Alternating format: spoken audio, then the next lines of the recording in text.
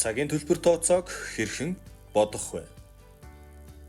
VIP өрөө, караоке өрөө, ширээний үнэлгээгээр тооцоо боддог үйлчилгээний газруудын ажиллагааг хөнгөвчлөх зорилготой цэс болно.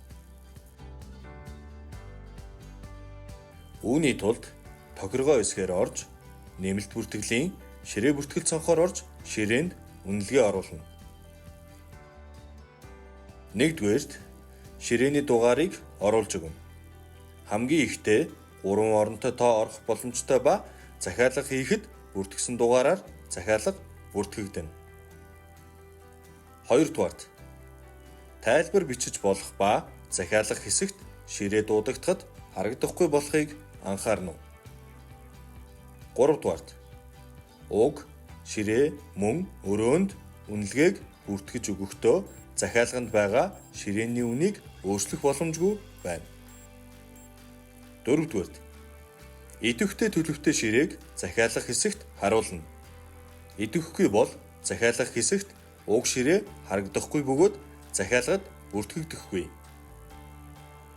Тавдугаарт өгөгдсөн ширээний загваруудаас сонгон бүртгэх боломжтой байна.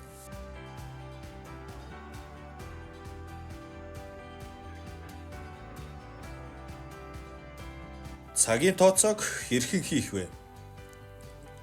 Захиалга хийхэд үнэлгээтэй ширээ сонгон бүртгэснээр ширээний цаг эхлэх ба цагийн үнэлгээ тооцоологдож эхлэх болно. Захиалгад үнэлгээтэй ширээ бүртгэсэн бол тооцоо хийх үед цагийн дэлгэрэнгүй тооцооны цонхыг дуудана. Уг цонхонд эхэлсэн, дууссан цагийг гараас тохируулах хэсгийг хэрэглэгчийн эрх тохируулах хэсгийн тооцоо хийх, цаг өөрчлөх эрхийн төвшнгөөр тохируулна. Эрэхгүй касчин төлбөр төлөх цагийг гараас тохируулах боломжтой байна.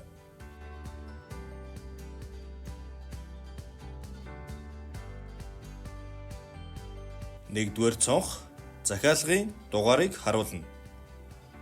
Хоёрдугаар цонх ширээний дугаарыг харуулна. Гуравдугаар цонх ширээний үнэлгээ эхлэх цагийг харуулна. Зөвхөн эрх бүхий касчин гараас тохируулж болно. Дөрөвдүгээр цонх үнэлгээ дуусах цагийг харуулна. Мөн эрхтэй хэрэглэгч гараас тохируулж болно.